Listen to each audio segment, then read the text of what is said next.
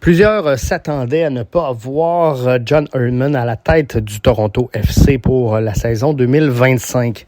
Restait à savoir qui allait être jouer le rôle d'élément déclencheur dans la destitution, on va le dire comme ça, de John Herdman avec le Toronto FC. Ben voilà, c'est fait, c'est confirmé. John Herdman se retire de par lui-même et décide de quitter le Toronto FC. On sait que Herdman fait partie d'un scandale qui est présentement encore à l'étude sur l'espionnage par drone de la sélection canadienne. Et il a été éclaboussé. Il a été éclaboussé à venir jusqu'à maintenant, mais on ne connaît pas encore tous les détails du fin fond de cette histoire-là. Donc, John Herdman, je le rappelle, quitte le banc du Toronto FC. Je pense que ça surprend personne à ce moment-ci. Je pense que ça surprend personne. On s'attendait tous à un changement d'entraîneur-chef chez le Toronto FC.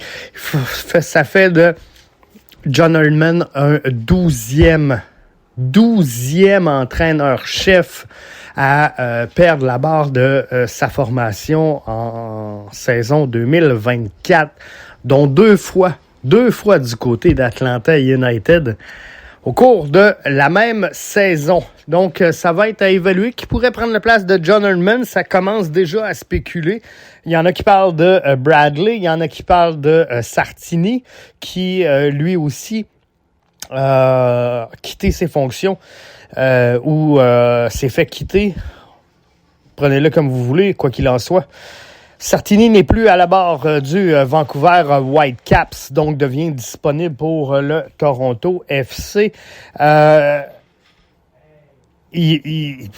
sera à voir. Ça sera à voir quel sera l'alignement là, que prendra MLSE en vue de la saison 2025. Mais je vous le rappelle, John Herdman n'est plus derrière le banc du Toronto FC. Manquez pas, dimanche, à quelle heure donc?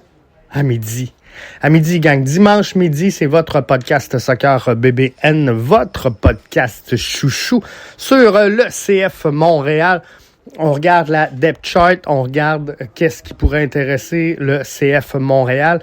Est-ce que le 9 décembre, est-ce qu'on pourrait voir les premières transactions du comité officiellement maintenant nommé, on peut le dire comme ça. Je pense que c'est eux qui agissaient déjà, mais ont été nommés officiellement, donc dernièrement. Alors, c'est un pas avant le draft d'expansion, un pas avant le draft, le super draft également. Donc, le 9 décembre au matin seulement, c'est important de le préciser. Le 9 décembre, il y a une fenêtre qui s'ouvre une demi-journée. Donc, c'est pour ça que je précise, le 9 décembre au matin, le CF Montréal pourrait être actif.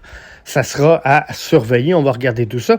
On va se parler dimanche également du lancement officiel de BBN qui va se faire quelque part dans les eaux de janvier. Donc, restez là, restez à l'écoute.